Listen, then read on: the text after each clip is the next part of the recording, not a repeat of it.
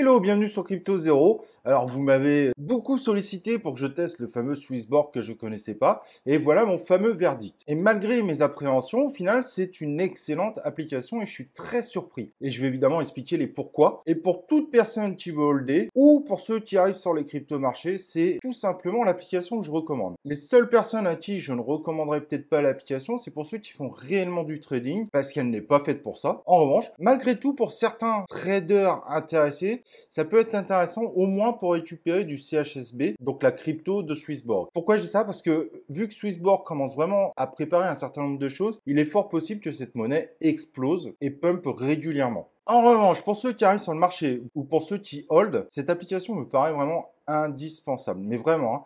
Elle est clairement la plus simple du marché à utiliser. Certains y verront un petit défaut parce qu'en effet, la version française n'est pas encore arrivée. Mais cependant, en fait, anglais, français, vu l'ergonomie de l'application, c'est pas du tout dérangeant. Et donc, elle est vraiment ultra simple à utiliser pour acheter ses cryptos, ces machins. Et dans cette ergonomie, il y a un truc que je trouve excellent, mais vraiment excellent, parce que ça, je trouve que c'est un des gros défauts de Coinbase. Et en même temps, je me dis que peut-être que sur Coinbase, c'est fait exprès, ce sont les fameux frais. Combien coûte de passer d'une crypto à une autre? Et sur Swissborg, pour tous les petits portefeuilles, parce qu'il faut un très gros portefeuille pour plus avoir de frais, on est entre 0,5 et 1%, généralement plutôt 1%, ce qui est très correct, surtout pour passer par exemple du Henge à la VE. Sur une plateforme comme Coinbase, on ne sait jamais ce qu'on va payer parce qu'il faut aller regarder le prix de la monnaie actuelle par rapport au prix proposé, essayer de calculer soi-même, c'est un enfer. Mais au final, en réalité sur Coinbase, on paie souvent deux transactions parce que si tu veux passer par exemple du Litecoin à l'Uniswap, en réalité, il y a deux opérations qui sont faites derrière, donc on paye deux transactions et ça monte potentiellement à 2%, voire plus. Donc le changement de monnaie sur Coinbase, au final, nous coûte extrêmement cher et c'est très difficile à contrôler. Et ça, je trouve que c'est une force de Swissborg. Au moment où on veut faire la transaction, les frais sont clairs, sont concrets, sont écrits dans la monnaie que vous avez choisie, donc pas de frais cachés.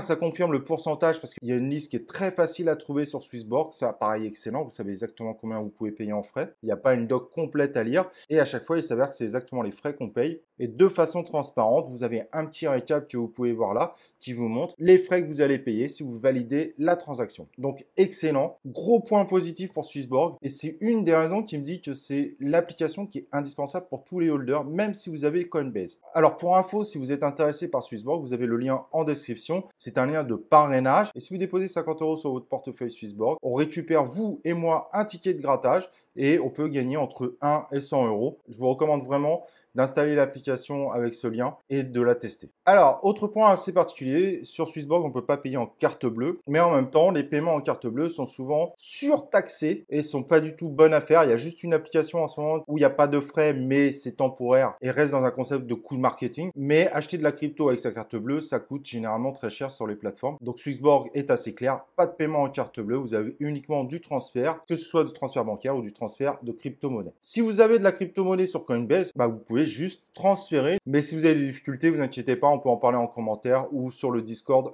de la communauté. Le lien du Discord étant en description. Donc petit défaut sur Swissborg, il n'y a pas énormément de crypto-monnaies. En revanche, attention, dans les crypto-monnaies, c'est plutôt des bonnes crypto-monnaies. D'ailleurs, je suis étonné, il y en a un certain nombre qui viennent de mon top 10. Et ça, par contre, c'est super intéressant. Il y a 3 stablecoins différentes, une basée sur l'or, une basée sur le dollar et une basée sur l'or et le dollar. Donc c'est quand même assez complet, bien qu'en général, vous allez finir par en utiliser qu'une. Mais ça a l'avantage d'être disponible sur Swissborg. Après, au niveau des choix des cryptos, je pense que ça va s'étoffer assez rapidement. On a d'excellentes cryptos. On en a une qui a pumpé d'ailleurs il n'y a pas longtemps, qu'on peut retrouver sur Binance, mais bon voilà, sur Binance elle est un peu perdue, sur Swissborg elle est bien mise en avant. Et l'excellente CHSB qui n'arrête pas de pumper, qui est la crypto de Swissborg et qui semble être un très bon investissement au fur et à mesure du temps. Donc choix limité, mais liste très intéressante. Voilà, j'espère que cette vidéo vous permettra de faire un choix. Vous avez été nombreux à me demander. J'ai analysé, je me suis inscrit sur Swissborg. J'en ai profité pour prendre ma CHSB parce que c'est surtout ça qui m'intéressait, pour être honnête. Très bonne surprise. Vous pouvez y aller les yeux fermés. Et pour moi, tous ceux qui ne sont pas des traders avancés, je vous recommande de prendre cette application, de l'installer parce que son ergonomie est excellente. Les frais sont très faibles et c'est une des rares applications où on sait concrètement combien ça va nous coûter à chaque transaction. Donc elle a des petits défauts, elle n'est pas encore en français.